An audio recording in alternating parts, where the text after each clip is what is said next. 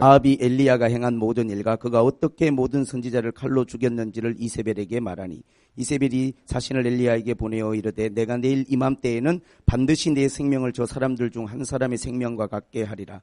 그렇게 하지 아니하면 신들이 내 위에 벌을 내림이 마땅한지라 한지라. 그가 이 형편을 보고 일어나 자기의 생명을 위해 도망하여 유다에 속한 브엘세바 이르러 자기의 사원을 그곳에 머물게 하고 자기 자신은 광야로 들어가 하룻길쯤 가서 한 로뎀 나무 아래서 앉아서 자기가 죽기를 원하여 이르되 여호와여 넉넉하오니 지금 내 생명을 거두시옵소서. 나는 내 조상들보다 낫지 못하나이다 하고 로뎀 나무 아래에서 누워 자더니 천사가 그를 어루만지며 그에게 이르되 일어나서 먹으라 하는지라.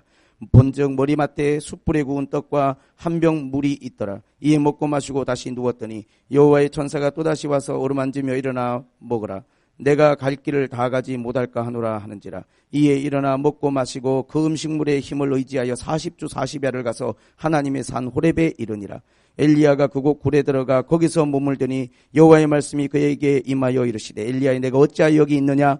그가 대답하되 내가 만군의 하나님 여호와께 열심히 유별하오니 이는 이스라엘 자손이 주의 언약을 버리고 주의 제단을 헐며 칼로 주의 선지자들을 죽였음이오며 오직 나만 남았거늘 그들이 내 생명을 찾아 빼앗으려 하나이다. 여호와께서 이르시되 너는 나가서 여호와 앞에서 산에 서라 하시더니 여호와께서 지나가시는데 여호와 앞에 크고 강한 바람이 산을 가르고 바위를 부수나 바람 가운데서 여호와께서 계시지 아니하며 바람 후에 지진이 있으나 지진 가운데서 여호와께 계시지 아니하며 또 지진 후에 불이 있으나 불 가운데에도 여호와께서 계시지 아니하더니 불 후에 세미한 소리가 있는지라. 엘리야가 듣고 겉옷으로 얼굴을 가리고 나가 굴 어귀에 섬에 소리가 그에게 임하여 이르시되 엘리야야 내가 어찌하여 여기 있느냐. 그가 대답하되 내가 만군의 하나님 여호와께 열심히 유별하오니 이는 이스라엘 자손이 주의 언약을 버리고 주의 제단을 헐며 칼로 주의 선자를 죽였음이오며 오직 나만 남았거늘 그들이 내 생명을 빼앗으려 하나이다. 아멘.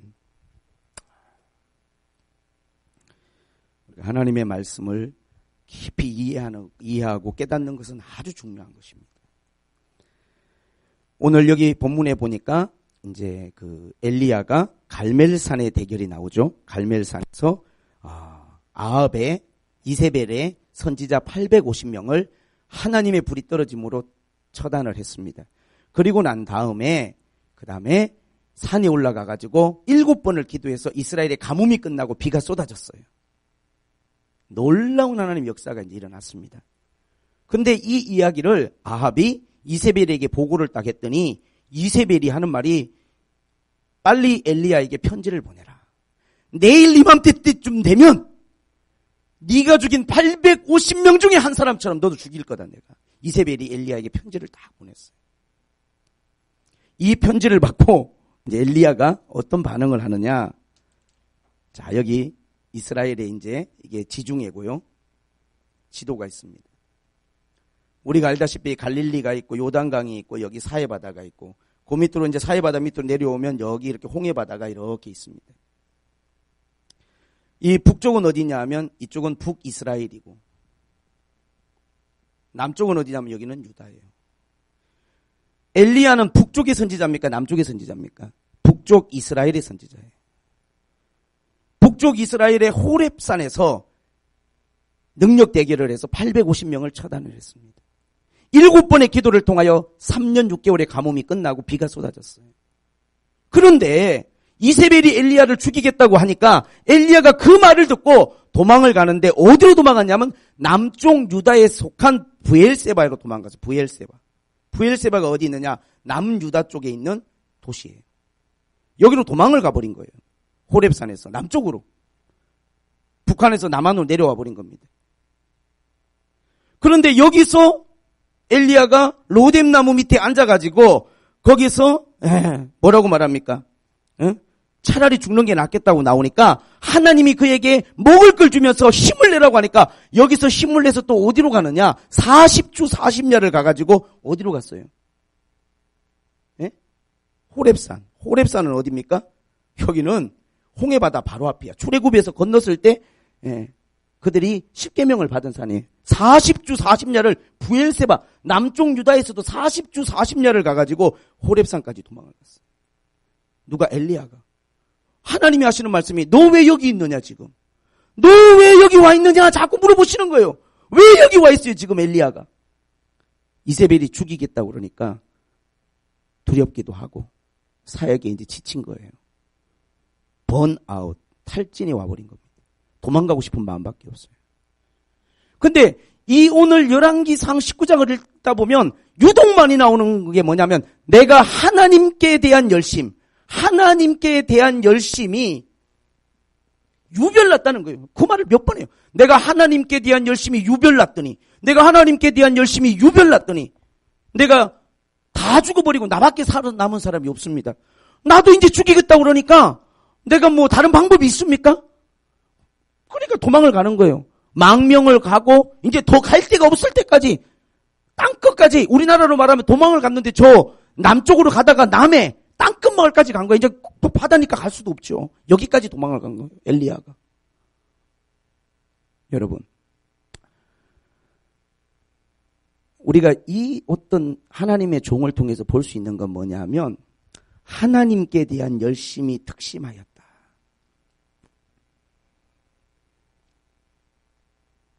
때로는 이게 우리에게 너무나 필요한 부분이지만요. 때로는 이것 때문에 우리가 넘어져요. 이것 때문에 쓰러지는 겁니다. 정말 내가 하나님 앞에 열심히 했는데, 정말 내가 찬양 사역 열심히 하고, 교사 열심히 하고, 내가 정말 주님에서 열심히 했는데 내 왜 삶이 이럴까? 왜 지금 내가 이렇게 어렵고 힘들까? 낙심의 마음. 열심히 유별한 사람일수록 이 마음을 갖기가 쉬워요.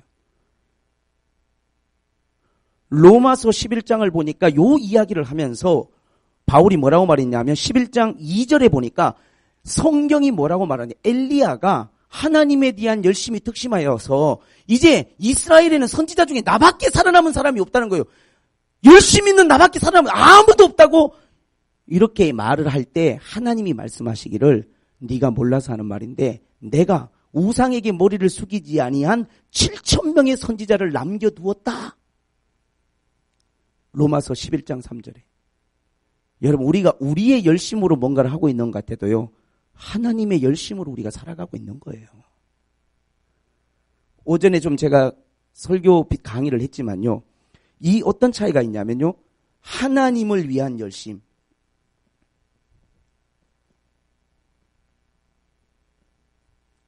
그리고 하나님의 열심으로 열심히 하는 거. 비슷하죠? 굉장한 차이가 있어요. 빌립보서 3장 6절에 보면 뭐라고 나오냐면 사도 바울이 내가 전에는 하나님에 대한 열심히 내가 교회를 핍박하는 데까지 갔다 그랬어요. 바울은 그 당시에 생각하기를 하나님 앞에 열심을 다해서 하나님을 섬기는데 예수 믿는 사람들을 핍박하는 게 그게 하나님께 열심히 하는 거라고 생각한 거예요. 하나님을 위한 열심이었어요. 교회를 핍박한 거예요, 결국은. 엘리야는 하나님을 위한 이 열심 때문에 최선을 다하고 열심히 했는데 죽이겠다고 나오니까 땅끝까지 도망가 버렸어요. 그러면서 나 좀 죽여주라고 하나님 앞에. 아무 힘이 없는 거예요. 낙심하고 절망하고 나밖에 없는데 제가 뭘 더 하겠습니까, 하나님. 차라리 죽는 게 낫겠습니다. 하나님이 하시는 말씀이 네가 알지 못하는 7,000명의 사람들을 내가 남겨두었다. 엘리야야, 낙심하지 마라. 더 큰 힘은 하나님 여호와가 너와 함께 있지 않느냐. 힘을 내라. 하나님의 열심으로 열심히 한다는 건 뭐냐면요, 사도 바울이 하나님을 위한 열심이 아니라 하나님의 열심을 깨달은 거예요. 내가 열심히 하는 게 아니고 내가 잘 믿은 게 아니라 하나님이 나를 이 자리까지 인도하신 거구나. 오직 주님의 은혜로 된 것이구나. 십자가가 없이는 불가능한 것이었구나. 내가 무언가를 많이 하고 잘해서가 아니라 주님의 십자가의 은혜로 내가 구원을 받은 것이고 내가 오늘 이 자리에 있는 것이구나. 이 하나님의 열심을 깨달았어요. 하나님의 열심은 사랑입니다.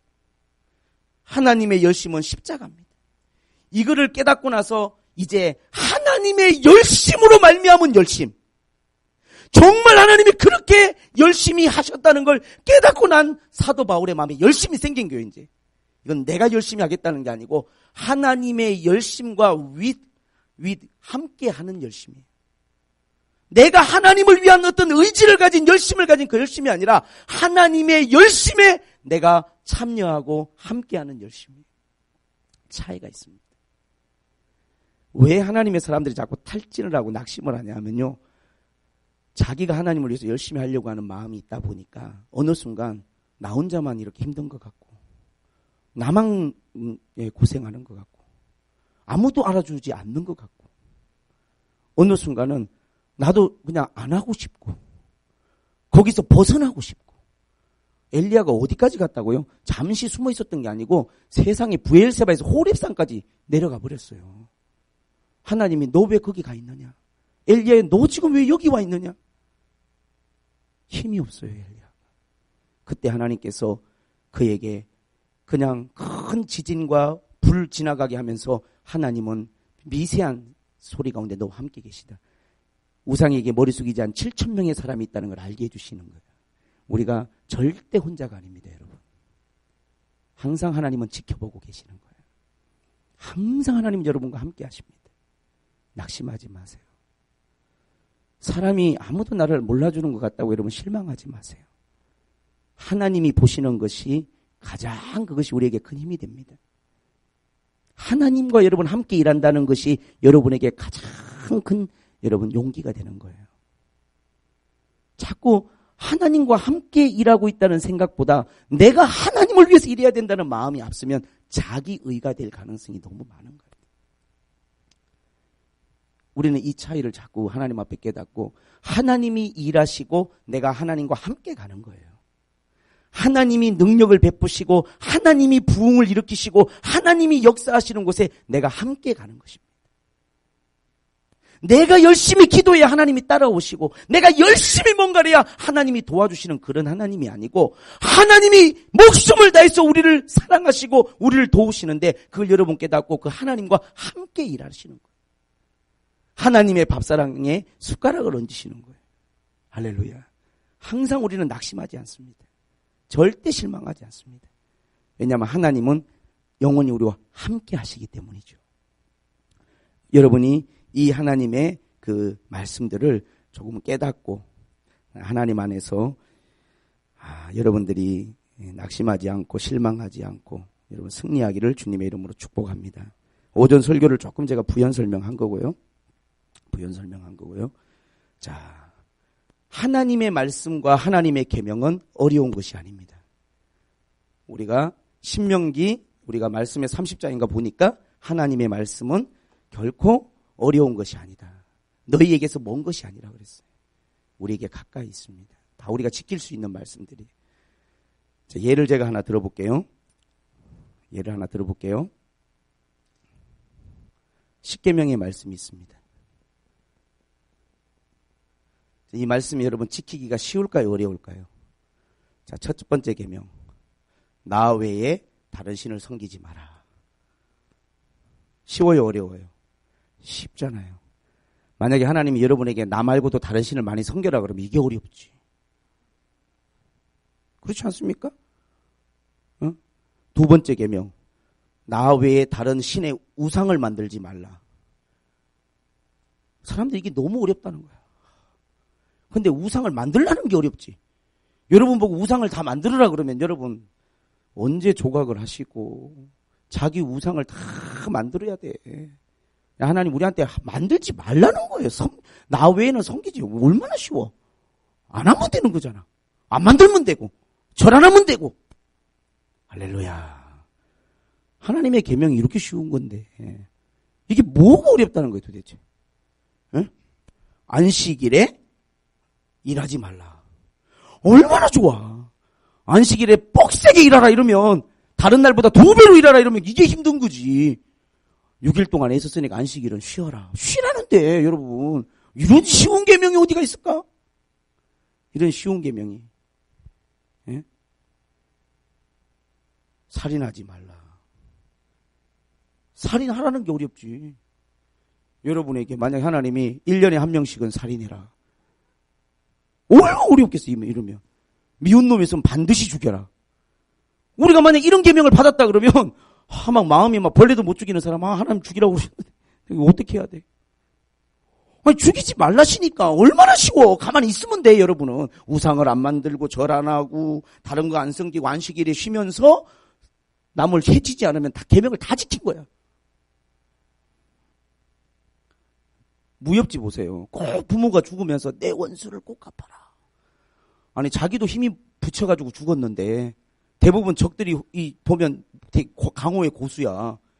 죽으면 내 아들한테 그 어린 놈한테 원수를 갚으라 하니까 얘는 평생 동안 아버지 원수만 갚으려고 지가 하고 싶은 건 아무것도 못하고 칼만 갈아. 평생 원수를 갚아야 되니까.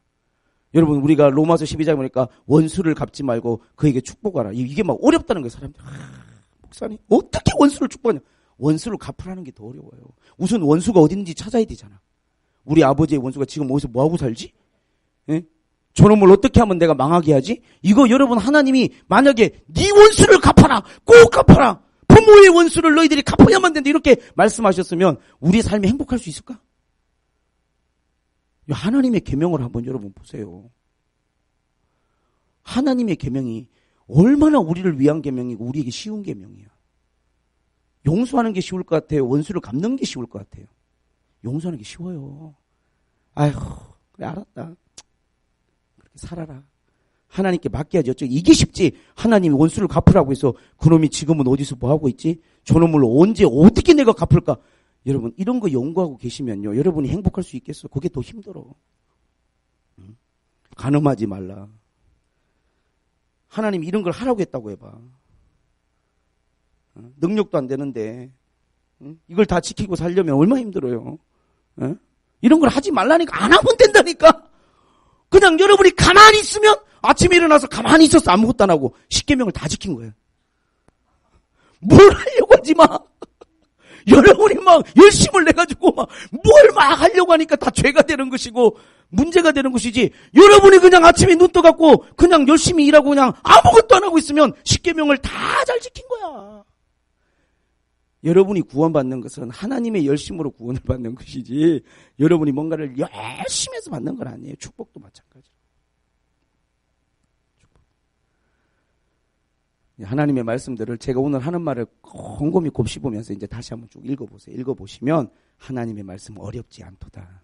정말 하나님이 여러분에게 막 암호를 주시고 막 해독해야 될 부호를 가르쳐 주셔갖고 이게 무슨 뜻이지 하고, 그게 아니고 이 말씀 그대로 거꾸로 한번 생각해. 거꾸로 어떤 게 쉽겠나? 하나님 우리한테 정말 쉬운 걸 주셨구나. 할렐루야. 믿습니까? 하나님의 말씀은 우리를 위한 것일 뿐만 아니라 우리에게 어렵지 않도다. 따라서 해보세요. 원수를 용서하라. 이게 쉽지. 원수를 갚아라. 누가 내 차에다 피해를 끼쳤어. 원수를 갚아야 되니까 그놈 차는 어디에 있을까를 막 불을 켜고 찾아다녀야 되잖아. 갚아야 되는 거예요. 성경 갚으라고 했으니까. 저 사람이 나한테 피해를 끼쳤다. 나는 어떻게 피해를 끼쳐야 되나 연구해야 되잖아. 쉽지 않아요. 쉽지 않아요. 용서하는 게 훨씬 쉬워요. 주님, 용서합니다. 주님께 맡깁니다. 저는 그런 것에 개의치 않고 그냥 하나님의 기쁨을 누리면서 살겠습니다. 이게 쉽지. 원수를 막 갚으려고 속으로 칼을 갈다 그 칼에 자기가 찔려. 할렐루야. 이런 설교 참 우리가 교회에서 많이 하죠. 왜 용서해야 되는가? 하나님의 말씀은 어렵지 않도다. 어렵지 않아요. 자꾸만 마귀는요, 말씀대로 사는 게 어렵다고 우리한테 이야기해요. 근데 여러분들이 여러분의 열심으로 하나님을 섬기려고 그러니까 어려운 것일 뿐이지, 하나님의 말씀은 너무 쉬워요. 정말 하나님의 말씀은 우리에게 생명의 떡이에요. 할렐루야. 어렵지 않습니다. 어렵지 않습니다. 우리 사랑하는 성도들이 정말로 이 하나님의 말씀을 사랑하시기를 주님의 이름으로 축복합니다. 진통제라는 게 있어요. 진통제. 필요한 약이죠. 특히나 이제 그 해열 진통제 같은 경우는 아이들에게 꼭 필요하고요. 애들이 연락 오면 해열 진통제 필요하고, 그 다음에 때로는 어떤 환자들은 통증이 너무 심하면 병원에서 의사들이 그 마약성 진통제도 이렇게 처방을 해줘요. 왜냐하면 너무 고통이 심하면. 암 환자들 같은 경우도 그렇고. 우리가 뭐 진통제는 이빨이 아프고 뭐 몸이 머리가 아프고 진통제 많이 먹잖아요. 근데 이제 이 진통제라고 하는 게 이제 부작용이 많이 있다 그래요. 진통제 부작용들 제가 좀 이렇게 찾아보니까 이제 잘못하면 실명할 수도 있고 진통제 부작용으로 사망이 이르는 경우들도 있더라고요. 진통제를 무조건 쓰면 안 되는 거죠. 시골에 주로 가짜 약장수들이 오면 그 약 이야기를 듣다 보면 만병통치약이야. 무릎이 아픕니까? 이 약 먹으면 낫습니다. 배가 아픕니까? 이 약 먹으면 낫습니다. 무조건 근데 그 약이면 진통제, 센 진통제니까 먹으면 한 일주일은 괜찮아. 왜냐하면 약을 보통 한 달치 사니까 그걸 매일 먹어봐야 진통제를 당연히 안 아프지. 무릎이 싹 안 아파. 그건요 무릎에 있는 그 관절염을 치료한 게 아니고 잠시 통증을 잊게 해준 건데 그거를 치료받았다고 생각하면 안 되잖아요. 우리 인생이라고 하는 게 자꾸 여러분들이 신앙생활을 하면서 진통제 처방을 바라시면 안 돼요. 물론 목사가 여러분들에게 위로와 격려로만 신앙생활을 할 수 있도록 올 때마다 좋은 이야기 해주고, 여러분 지난주에 제가 사대교회 이야기를 했지만 주님은 7교회에 대한 평가가 정확하게 나오는 거예요. 뭐가 문제인지가.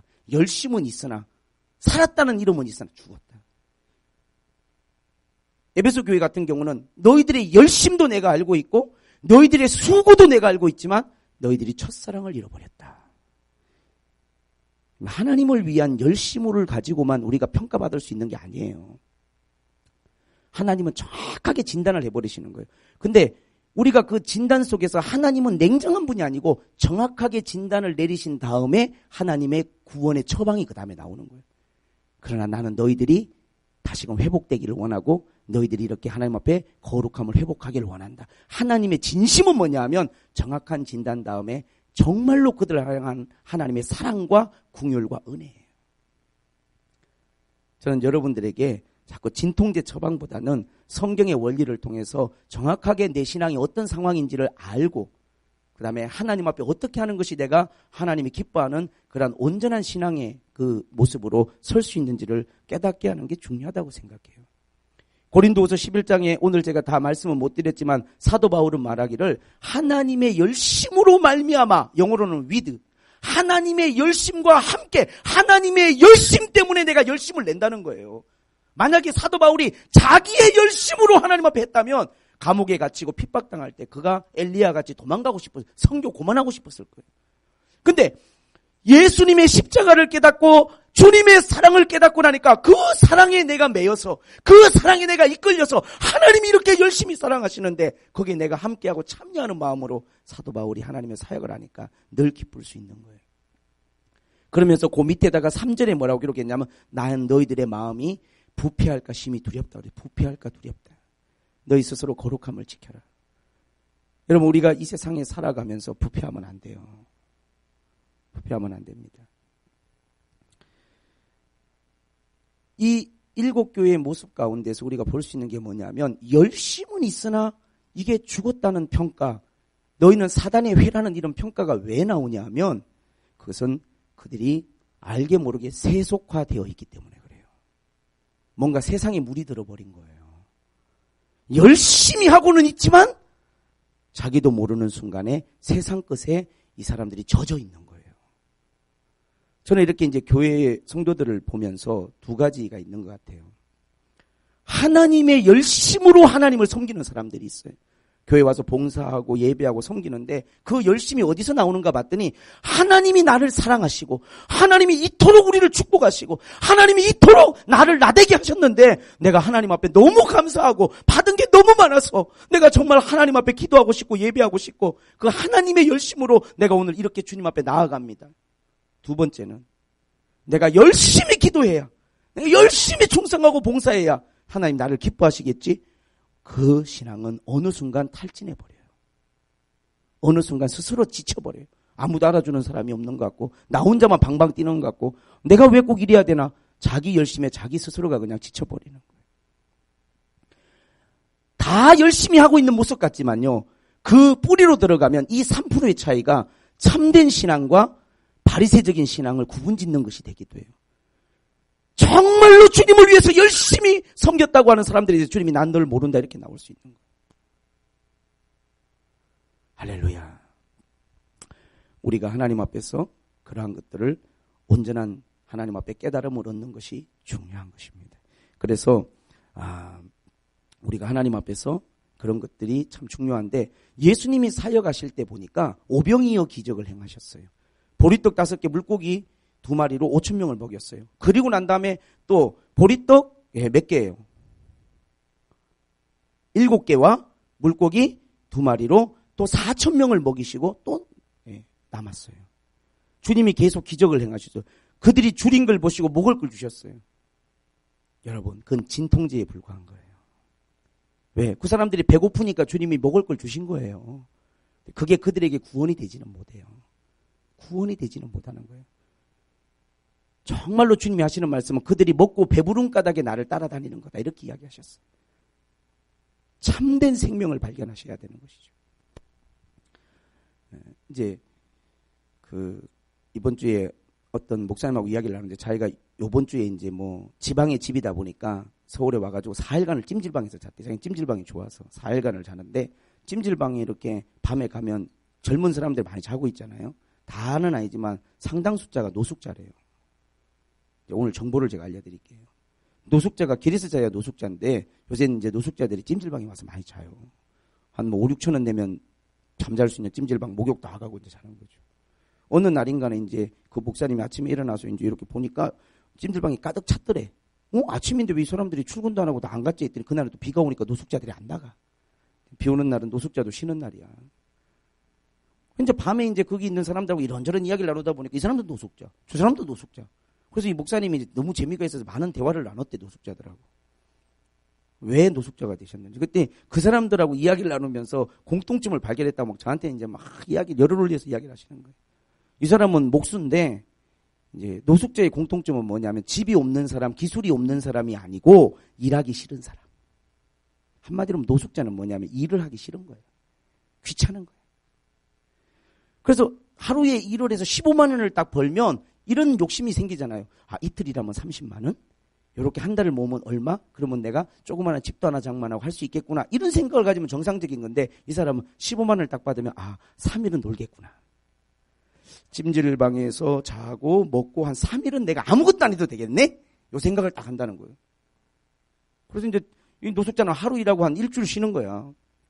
딱 쉬다가 돈 떨어지면 그냥 오늘 하루 나가서 좀 또 노숙해야지 뭐. 돈 좀 일을 하러 다니던 국어를 하던. 내가 여기 이제 새벽 예배 끝나고 조금 약간 늦게 한 8시쯤에 내려갔어요. 그랬더니 어떤 덩치 큰 청년 하나 갔다 오더니 저기 아저씨 안녕하세요. 제가 버스비가 없어서 그러는데 2,000원만 주시면 안 돼요? 그래서 제가 그냥 뭐 너무 엉겹결에 아침부터 이 사람이 지갑을 놓고 왔나 보다 하고 2,000원을 내가 이렇게 뒤적뒤적해서 딱 줬어요. 그럼 보통 사람 같으면 버스 타는 데로 가야 될 거 아니야. 내가 돈을 줬으니까. 근데 이 사람은 2,000원을 받자마자 편의점으로 들어가더라고. 나한테 딱 버스를 탄다고 2,000원을 방금 받았는데 제가 보는 앞에서 편의점을 들어가요. 그러더니 캔커피를 하나 딱 먹고 있는 거야. 제가 순간 생각하기를 이건 무슨 일이지? 돈 2,000원이 아까워서가 아니라 양심이 없어. 그것도 내 눈치를 좀 봐야 되잖아. 방금 이 사람한테 버스 탄다고 이게 입에 붙은 말이 아무나 보면 왜 버스 타기 2,000원만 주세요. 그 사람이 있는 데서 옆에서 쭈쭈바를 먹고 자기는 캔커피를 마시고 있어. 2,000원 받아갖고. 2,000원이 큰 돈 아니지만 그 사람은 누구한테든지 일하는 거는 싫고 아무한테나 2,000원만 주세요. 2,000원만 주세요. 안 주면 말고 2,000원만 주세요. 쉽게 주는 우리의 어떤 문화가 있으니까. 그래서 그냥 그날 하루를 또 버텨내고. 노숙자들이 막 넘쳐나요. 이 DNA 속에는요, 게으름의 DNA. 이 게으름의 DNA. 그래서 노숙자들을 재활시키기 위해서 뭐 샘터 같은 거를 딱 만들었어. 그래서 막 거기다 집어넣어놓고 이제 기술을 가르치는 거야. 그랬더니 다 뛰쳐나가 버려. 왜? 막 거기서 청소하라고 시키고 빨래하라고 시키고 막 목욕하라고 시키는 게 너무 귀찮은 거야. 지네끼리 싸우다가 다 도망가 버려. 기술이 없어서 노숙자가 된 것이 아니고 게을러서 노숙자가 된 사람들이에요. 그래서 이제 그 사람들 모아놓고 노숙자 교육이 뭔가 봤더니 요새는 기술 교육이 아니고요. 인성 교육. 철학을 가르쳐요. 인간이란 무엇인가? 사람은 왜 사는가? 이런 걸 막 가르쳤더니 갑자기 노숙자들이 내가 이렇게 살면 안 되겠구나. 내가 이런 식으로 살아서는 안 되겠구나 막 깨닫고 갱신이 되더라는 거야. 노숙자 프로그램이 딴 게 아니고 인성교육이에요. 인문교육. 사람은 무엇인가? 인간은 왜 사는가? 이런 걸 가르쳐주는 거예요. 기술이 부족한 게 아니에요.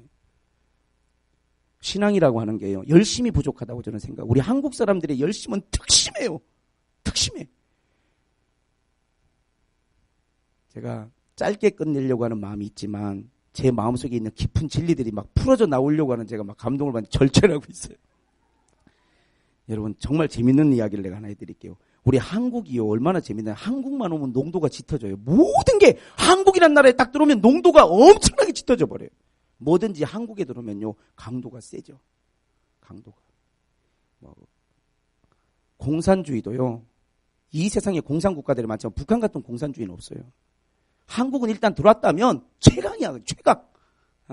뭘 하나 사상이든 종교든 받아들이면요 농도가 보통 그것의 농도에 몇 곱절 세져 버린다네. 북한의 공산주의는요. 이 지구상에는 그런 공산주의가 없어요. 기독교도요. 한국에 딱 들어오는 순간 농도가 전 세계가 다 주목해. 이렇게 열심히 하는 정말 이 기독교는 전 세계에 없는 거야. 전 세계에 없어요. 세례를 베푸는데요. 약식 세례를 하는 나라는 전 세계 우리나라밖에 없대. 우리는 다 만들어요. 새로운 것들을. 뭔가를 더 잘하기 위해서 얼마나 노력하는지 몰라요. 열심히 특심해. 종교가 들어와도 최강이야. 뭐 하나 들어왔다면요. 우리나라 사람들은요. 이단을 하나 믿어도요. 가정 다 버려요. 그냥. 다 버리고 막. 농도가 너무너무 짙어지죠. 기술도 마찬가지. 일단 우리나라라면 거치면요. 수준이 탑이 돼버려요. 그냥. 모든 게 다 그렇대. 우리나라 사람들이 농도가 진해요. 아주 농도가 진해요. 때로는 이 우리의 열심이 문제가 되기도 하는 것 같아요. 하나님의 열심을 우리가 깨닫고 하나님의 사랑을 깊이 경험하고 깨닫는 게 참 신앙에서 저는 중요한 것 같아요. 할렐루야. 하나님의 사랑에 깊이 잠기세요. 하나님의 사랑. 얼마나 하나님의 계명이 우리에게 정말 복이 되는 계명인지. 왜 하나님은 지키지도 못할 말씀을 이렇게 많이 주셨나 이렇게 생각하지 말고 하나님의 말씀이 정말 우리의 영의 양식이고 내 삶에 정말 하나님의 축복이구나. 이걸 깨닫고 정말 그 말씀을 누리고 하나님 은혜를 누리고 그 하나님의 사랑이 여러분으로 하여금 정말 열심을 내도록 이끌어 주시기를 주님의 이름으로 축복을 드립니다. 배고픈 사람에게 빵을 주는 건 쉬워요. 그 사람에게 농사 짓는 법을 가르쳐서 그 사람이 스스로 잘할 수 있도록 하는 게 중요한 거예요. 교회라고 하는 건 때로는 위로와 격려가 필요해요. 여러분 많이 지쳐 있으니까. 그러나 때로는 정확한 이야기를 해주는 게 중요해요. 그 정확한 이야기 속에는 기본적으로 하나님의 열심이 깔려있는 하나님의 열심은 하나님의 사랑이에요. 정말 하나님 우리를 사랑하세요. 정말 하나님 여러분을 지독하게 사랑하신단 말이에요. 이걸 여러분이 깨닫고 그 하나님의 사랑이 여러분으로 하여금 뭔가를 하게 만드는 그런 하나님의 은혜가 있기를 주님의 이름으로 축복을 드립니다. 그럼 우리가 지치지 않습니다. 낙심하지 않습니다. 왜냐하면 사람은 때때로는 함께 하다가 떨어져 나가고 때로는 뭔가 우리가 이해관계 때문에 멀어지기도 하지만 하나님은 절대로 여러분으로부터 멀어지지 않습니다. 여러분이 어디에 가 있더라도 하나님은 여러분 곁에 계시고 여러분과 함께 하실 거니까 그 하나님의 사랑과 열심에 여러분이 참여하는 자가 된다면 우리는 나 혼자 남아 있는 것 같아도 혼자가 아니란 걸 알게 될 것이고 또 하나님이 나와 여러분이 알지 못하는 정말 우리의 동역자들을 7,000명이나 남겨두신 것처럼 우리에게는 많은 하나님의 사람들이 또 함께 하시게 될 줄로 믿습니다. 여러분이 하나님 앞에 승리하고 힘을 내고 정말 주님 앞에 믿음으로 전진하고 나아가시기를 주님의 이름으로 축복을 드립니다. 할렐루야. 할렐루야. 낙심하지 마시고 정말 하나님의 말씀 안에서 위로와 힘을 얻으시기를 축복합니다. 제가 한번 기도하겠습니다.